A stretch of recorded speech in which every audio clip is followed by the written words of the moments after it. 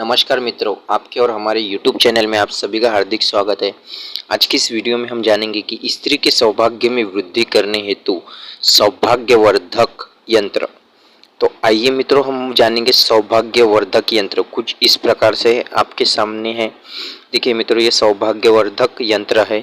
यहाँ पर ये देखिए मित्रों, ये गोलाकार यंत्र है जिसमें ये सान ये चारों ओर से चारों दिशाओं में इस प्रकार इस यंत्र के अंदर गोलाकार में लिखे गए हैं।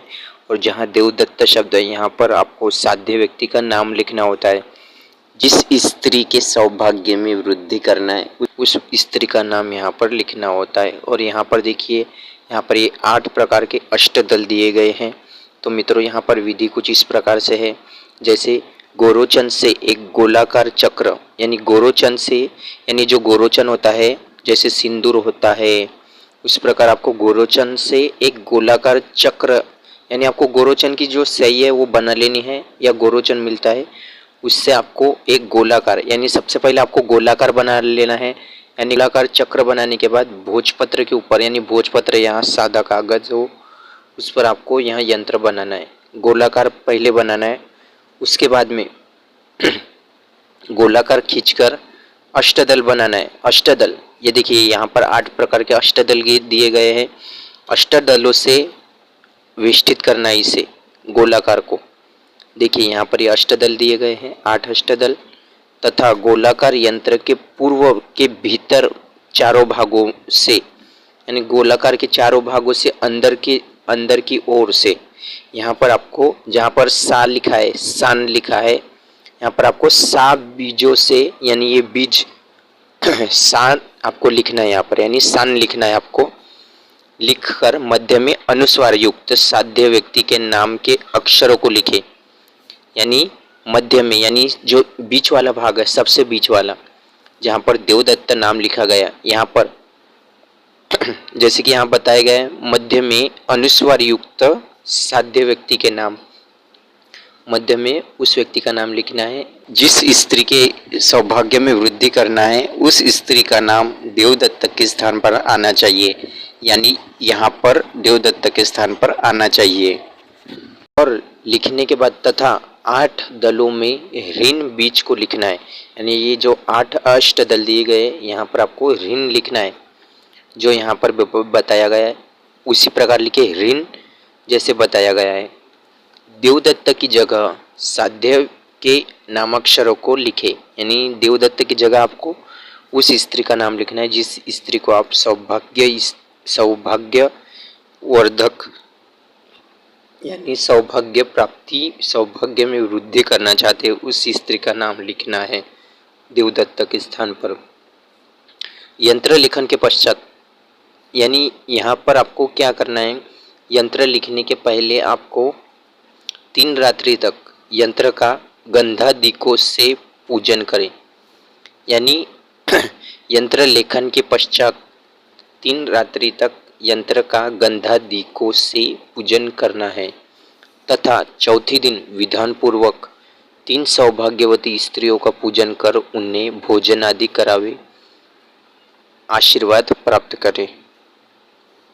यानी आपको आशीर्वाद भी प्राप्त करना है 3 सौभाग्यवती स्त्रियों का पूजन करके। यानी आपको चौथे दिन इन सभी बातों का ध्यान रखना है। यंत्र लेखन के पश्चात 3 रात्रि तक, यानी यंत्र लेखन के पश्चात, यानी यंत्र लेखन, यानी जिस दिन आप यंत्र बनाते हैं, यंत्र लेखन के बाद आपको 3 रात्रि तक यंत्र का गंधादिकों से पूजन करना है, यानी यंत्र बनाने के बाद में, तथा चौथे दिन विधान पूर्वक 3 सौभाग्यवती स्त्रियों का पूजन कर उन्हें भोजन आदि करावे और आशीर्वाद प्राप्त करें। इस बात का ध्यान रखें सभी मित्रों। यानी यंत्र लेखन के पश्चात यहाँ पर आपको 3 रात्रि तक गंधादिकों से पूजन करना है, तथा चौथी दिन विधान पूर्वक, यानी जब चौथा दिन हो जाए तब 3 सौभाग्यवती स्त्रियों का पूजन कर उन्हें भोजन आदि करावे और आशीर्वाद प्राप्त करें। सौभाग्यवतियों के पूजन के समय वक्ष्यमान मंत्र का उच्चारण करते रहे। यह मंत्र है, यानी देखिए मित्रों, ये वक्ष्यमान मंत्र है। देखिए मैं बताता हूँ, अनंगवल्लभे देवी त्वेन्व मे प्रियतामति एवं प्रियन महावश्यन कुरु त्वन समरवल्लभे। देखिए मित्रों, मंत्र यहाँ पर इस प्रकार दिया गया है, मैंने जैसे बताया है। यानी आपको मंत्र पूरा बोलना है, बीच में अटकना नहीं है, इस बात का भी ध्यान रखें। इस प्रकार यंत्र का विधि पूर्वक पूजन करने के उपरांत, यानी यहाँ पर ये जो यंत्र ये दिया गया है सौभाग्यवर्धक यंत्र, यहाँ पूजन करने के उपरांत इसे किसी अष्ट धातु के तावीज में भरकर कंठ में धारण करें, यानी गले में धारण करना है। अष्ट धातु के तावीज में भरकर जो स्त्री इस यंत्र को धारण करती है उसका पति उसके वशीभूत होकर दास तुल्य हो जाता है। यदि उक्त क्रियाओं के करने पर पति सौभाग्य मद से दर्पित हो, स्त्री को कुछ न समझे, तो स्त्री को चाहिए वह शुक्ल पक्ष की प्रत्येक चतुर्दशी को देवी रति को प्रीति के लिए एक सौभाग्यवती स्त्री को भोजन करा के, यानी रति को प्रीति के लिए, यानी वह किसी का प्रेम पाना चाहती है या पति का प्रेम पाना चाहती है, तो एक सौभाग्यवती स्त्री को भोजन करा के पुनः यंत्र राज का पूजन करें, यानी पुनः यंत्र राज का पूजन करना है। इस विधि से पति का गर्व नष्ट हो जाता है और वह अपनी स्त्री के वशीभूत हो जाता है और स्त्री के प्रति पुरुष के मन में सदैव के लिए प्रेम बना रहता है। स्त्री के सौभाग्य में वृद्धि भी हमेशा होती रहती है, लेकिन जब तक कि यंत्र आपके पास रहेगा तब तक ही यंत्र का प्रभाव बना रहेगा। ओके मित्रों, आप सभी को हमारे ये वीडियो कैसा लगा कमेंट करके ज़रूर बताएं और दोस्तों के साथ लाइक शेयर सब्सक्राइब करना ना भूलें। धन्यवाद मित्रों।